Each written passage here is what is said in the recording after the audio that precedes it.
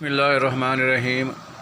جیسا کہ کل میں نے بتایا تھا کہ میں ابھی پیتھالوجی پہ بات کیا کروں گا، تو کافی دوستوں نے کہا جی ساتھ ساتھ آپ نسخہ بھی دیا کریں، تو انشاءاللہ نسخہ بھی دوں گا۔ ابھی آج میں نسخہ دوں گا بواسیر پہ، بواسیر کا نسخہ دوں گا۔ بہت اچھا نسخہ ہوگا اور انشاءاللہ جو لوگ استعمال کریں گے انشاءاللہ اللہ پاک ان پر کرم کرے گا اور وہ ٹھیک ہو جائیں گے۔ تو نسخہ دینے سے پہلے بات کر رہا تھا میں بیماری پہ۔ جسم کی بیماریوں اور جسم کے حصوں کی پہچان اور آسانی کے لیے ان کو تقسیم کیا جاتا ہے۔ جیسا کہ بیماری کی تقسیم اس طرح ہوتی ہے، تقسیم امراض کا مسئلہ بھی نہایت اہم ہے۔ تقسیم امراض میں اگر اس امر کو مد نظر رکھا جائے کہ امراض اور علامات کے درمیان فرق کر دیا جائے تاکہ امراض اور علامات غلط ملت نہ ہوں، جب بھی کوئی علامت سامنے آئے تو فوراً اس کا تعلق مخصوص مرض سے سمجھ کر اس مرض کے تحت اس کا علاج کر دیا جائے۔ اس سے اصل مرض بھی رفع ہو جائے گی اور درد بھی دور ہو جائے گی۔ بعض دفعہ ایسا ہوتا ہے کہ مرض ظاہر نہیں ہوتا اور علامات شدید ہوتی ہے، یعنی علامتیں ہوتی ہیں، علامت نکل آتی ہے اور مرض نہیں ہوتا۔ بعض دفعہ ایسا ہوتا ہے کہ مرض ظاہر ہی نہیں ہوتا اور علامت شدید ہوتی ہے۔ اس سے پتہ چلتا ہے کہ اصل مرض کا زہر اندر ضرور ہے، یعنی اندر کوئی نہ کوئی پرابلم تو ہے جس کی وجہ سے سر درد کر رہا ہے یا کوئی اور علامت ظاہر ہو رہی، جس سے یہ مخصوص علامت پیدا ہو رہی ہے۔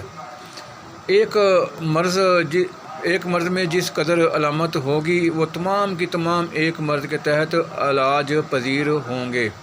جیسے ورم اور بخار ایک ہی قسم کا مختلف مقاموں کے امراض اور علامات کو ایک ہی مقام پر سمجھنے میں بے حد آسانی ہوگی۔ جیسے سر درد یا بواسیر ہی کہہ لو، جب یہ چیزیں ظاہر ہوتی ہیں تو اندر سے کوئی تبدیلی ایسی آتی ہے تو یہ چیزیں پیدا ہوتی ہیں۔ تو اس کو سمجھا جاتا ہے کہ اس کے لیے تشخیص کی جاتی ہے کہ اندر کون سی بیماری ہے جس کی وجہ سے سر درد ہو رہا ہے یا ورم ہو رہا ہے یا بخار ہو رہا ہے، تو اس کا علاج اندر سے کیا جاتا ہے، نہ کہ باہر سے آپ مرم لگا کے آپ کہیں جی بس علاج ہو رہا ہے، یا اوپر کوئی اور چیز لگا کے کہتے جی علاج ہو رہا ہے۔ ایسے نہیں ہوتا، اندر سے سمجھنا پڑتا ہے۔ اسی چیز کا نام اس چیز کو سمجھنا، یعنی مریض کی بیماری کو سمجھنا اور اس کا علاج کرنا، یہ حکمت ہے۔ انگریزی ڈاکٹر جو ہیں وہ تو ان کے پاس تو مشینری ہے، وہ مشینری استعمال کرتے ہیں جس سے ان کو پتہ چل جاتا ہے کہ اندر کون سی مرض ہے، لیکن ہمارے حکیم حضرات جو ہیں ان کو جو اصل ہے وہ تو نبض دیکھ کر، چہرہ دیکھ کر، چہرے کی رنگت دیکھ کر، فضلہ دیکھ کر، چھوٹا پیشاب دیکھ کر، یہ چیزیں ساری آنکھوں کی رنگت دیکھ کر، یہ چیزیں دیکھ کر وہ ان کو پتہ چل جاتا ہے جو اصل حکیم ہے۔ باقی نسخے بتانے والے تو بہت لوگ ہیں، بہت نسخے بتاتے ہیں کہ جی ایسے کر لو، یہ کر لو، وہ کل ہوتا ہے، وہ نسخے بتا کے چلے جاتے ہیں، اپنی وہ دکانداری چلا کے چلے جاتے ہیں۔ تو اس طرح امراض اور علامات کو ایک ہی مقام پر، ایک ہی قسم کا مختلف مقاموں امراض اور علامات کو ایک ہی مقام پر سمجھنے میں بے حد آسانی ہوگی۔ تقسیم کی مزید تشریح کرنے سے قبل مناسب معلوم ہوتا ہے کہ استاذ الاطباء حکیم احمد دین صاحب موجد طب جدید کا ایک اقتباس پیش کر دیا جائے۔ انہوں نے بھی امراض علامات کی الجھن کو اچھی طرح محسوس کر کے اس کو مکمل کرنے کی کوشش کی ہے، اگرچہ وہ اس کا حل کرنے میں کامیاب نہیں ہوئے، تاہم ان کے بیان کا انداز تحقیق سے خالی نہیں لکھتے ہیں۔ بیشتر اس کے میں امراض اور ان کے علاج کا سلسلہ شروع کروں، میرے واسطے نہایت ہی مشکل اور کٹھن کام درپیش ہے کہ میں سلسلہ امراض کی ہر صورت اور کسی طرز پر قائم کروں جس میں اختصار بھی مد نظر ہو اور سلسلہ امراض بھی نہ ہو نہ ٹوٹے۔ طب قدیم میں سلسلہ امراض بالعموم اعضاء کے سلسلے کے متحت دیا جاتا ہے۔ مثلا پہلے سر کے امراض، پھر آنکھوں کا، پھر کان کا، ناک کا، سینہ، دل، معدہ، جگر اور امراض امعاء وغیرہ کے امراض کو درجہ بدرجہ بیان کرتے ہیں۔ یعنی ہر چیز کا مختلف ایک ہی چیز سے، یعنی ایک سرے سے شروع کرتے ہیں، ساری چیزوں کو جائزہ لیتے ہیں، جائزہ لے کے ان کو پھر ڈیفائن کرتے ہیں کہ ان میں سے کون سی بیماری جو ہے وہ کہاں سے شروع ہوئی ہے اور کہاں جا کے اس نے رکنا ہے اور اس کا حل کیا ہے اور اس کو ہم نے کدھر سے روکنا ہے۔ تو اس کا نام حکمت ہے۔ حکمت آسان نہیں ہے، بہت مشکل ہے، لیکن ہمارے لوگ جو کہتے ہیں کہ جی بڑا آسان ہے، کیونکہ یہ اردو میں ہے۔ انگریزی میں تو ڈاکٹر جو ہیں وہ بنتے ہیں، ڈاکٹر بنتے ہیں، MBBS ڈاکٹر بنتے ہیں یا دوسرے اسپیشلسٹ بنتے ہیں، تو وہ کیونکہ انگریزی میں ہے، وہ انگریزی مشکل پڑھنا ہوتی ہے، اس کے لیے تعلیم و ایجوکیشن جو ہے دنیاوی تعلیم جو ہے وہ زیادہ ہونی چاہیے، اس وجہ سے کہتے ہیں جی وہی ڈاکٹر ہیں، یہ ڈاکٹر نہیں ہے۔ لیکن حقیقت یہ ہے کہ ڈاکٹری شروع ہی طب سے ہوئی ہے۔ تو باقی آج کا سبق اتنا ہی کافی ہے، کل پھر انشاءاللہ سبق دوں گا۔ تو نسخہ جو ہے وہ لکھ لیں، ابھی آتے ہیں نسخے کی طرف۔ نسخہ لکھ لیں، نسخہ بواسیر کا۔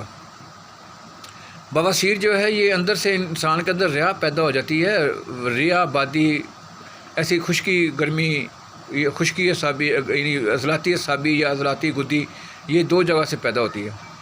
تو اس کی دو ہی قسمیں ہوتی ہیں، ایک ہوتی ہے خونی، ایک ہوتی ہے بادی۔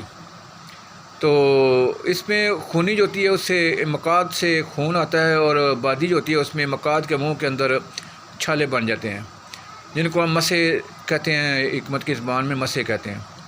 تو اس کا حل جو ہے، یہ بیماری تو یہ الگ قسم کی ہے، کیونکہ جب عضلاتی اعصابی ہوگی تو اس کا علاج اور ہے، اور عضلاتی گدی ہوگی تو اس کا علاج اور ہے۔ بہرحال نسخہ لکھ لیں، میں لکھاتا ہوں، میں اس کے آگے جا کے میں اس کی ڈیفائن کروں گا کہ اعصابی کیا ہے، عضلاتی اعصابی کی بواسیر جو ہے اس کا وہ کیا ہے اور اس کا حل کیا ہے، اور عضلاتی گدی کیا ہے، اس کا حل کیا ہے، یہ میں آگے جا کے بتاؤں گا۔ ابھی کیونکہ لوگوں نے کافی وہ کمنٹ کیے ہیں، کافی لوگوں نے کہا جی بواسیر کے بارے میں بتائیں، تو لکھ لیں نسخہ بھائی، خاص کر میرے دوست، نام نہیں لیتا ہوں، نام نہیں لینا چاہیے، انہوں نے کافی اصرار کیا ہے کہ بھائی بھیجو، تو میں نے ویسے ٹیلی فون پہ بھی لکھوا دیا ہے اس کو نسخہ، تو ابھی نسخہ اس میں ایڈ کر دیتا ہوں تاکہ کافی باقی لوگوں کو، کچھ لوگ ایسے ہوتے ہیں کہ وہ شرم کے مارے بتاتے ہی نہیں ہیں، تو اس میں شرم نہیں آنی چاہیے۔ بیماری جب تکلیف آتی ہے، کوئی علامت ظاہر ہوتی ہے تو اس کا فوراً حل کرو، یہ نہ کرو کہ مجھے شرم آ رہی ہے، یہ ہو رہا ہے، وہ شرم نہیں بھائی، شرم والی بات نہیں ہے۔ جب آپ اپنے جسم کے ساتھ دھوکہ کریں گے تو آپ نقصان میں جائیں گے۔ تو لکھ لیں نسخہ بھائی۔ سب سے پہلے آپ نے لینا ہے رسونت۔ رسونت جو ہے یہ لینی ہے آپ نے 1 تولہ رسونت لے لیں۔ اس کے بعد آپ نے لینی ہے کشنیر خشک، یہ لینی ہے ½ تولہ۔ اس کے بعد آپ نے لینی ہے کالی مرچ ½ تولہ۔ اس کے بعد 1 تولہ لینا ہے نیم کے پھل کے مغز۔ اگر نیم کے پھل کے مغز نہ ملے تو نیم کے پتے بھی لے سکتے ہیں، یہ لینے ہیں 1 تولہ۔ پھل ہوتا ہے، وہ گٹلی ہوتی ہے، اس کے اندر مغز ہوتا ہے، وہ لینا ہے، اس کو توڑ کے اس سے نکال کے اس کو 1 تولہ لینا ہے، وہ حکیم سے مل جاتی ہیں۔ اگر نہ ملے تو نیم کے پتے لے لیں۔ ان چاروں چیزوں کو باریک پیس لیں، پیس کے رکھ کے یہ صبح شام کھانا کھانے سے 1 گھنٹہ پہلے آپ نے پانی کے ساتھ لینے ہیں۔ تو انشاءاللہ اللہ پاک کرم کرے گا، آپ ضرور لیں، اس سے کافی فائدہ ہوگا۔ ویڈیو کافی لمبی ہو گئی ہے، تو جناب اجازت دیں تو کمنٹ، لائک اور سبسکرائب کرنا نہ بھولیے گا، کیونکہ اس سے میرے حوصلہ افزائی ہوتی ہے، اور میں انشاءاللہ نیکسٹ پھر اس سے اچھی باتیں کروں گا۔ میں تھوڑا سا یہ چاہ رہا ہوں کہ لوگوں کو اویئرنیس ہو کہ بیماری کیا ہے اور علامات کیا ہے، مرض کیا ہے اور اس کی تشخیص کیسے ہے۔ میں یہ چیزیں بتانا چاہتا ہوں، ہر بندے کو اس چیز سے واقف ہونا چاہیے، کیونکہ میں اس نسخہ دے کے جان نہیں چھڑانا چاہتا، یہ چیزیں پتہ ہونا چاہیے ہر بندے کو، تاکہ ہر بندے کو اپنی طبیعت کا پتہ ہو اور اس کا بہترین علاج ہو۔ اور انشاءاللہ آگے جا کے میں بتاؤں گا کہ کون کون سی چیزیں کھانی ہے بیماری میں، کون سی بیماری میں کون سی چیز کھانی ہے، کون سی نہیں کھانی، یہ آگے جا کے یہ چیز بھی بتاؤں گا انشاءاللہ۔ اب اجازت ہے، سب دوست مجھے اجازت دیں، ملتے ہیں نیکسٹ ویڈیو کے ساتھ۔ السلام علیکم۔